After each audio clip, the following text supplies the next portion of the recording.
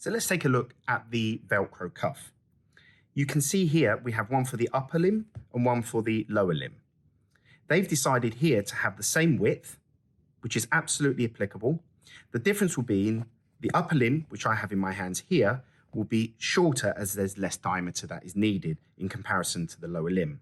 So what you will do is undo the Velcro, and you have this silver buckle that you need to place it through, just like this.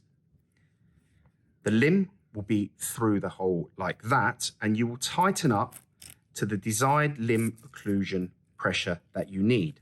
Again, this will be subjective because there's no formal measurement when using these cuffs.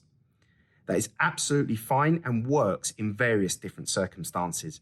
You just need to make sure that you are not under tightening, so not enough limb occlusion, or too much. And there's various ways that you will know this, and we'll cover that in later videos.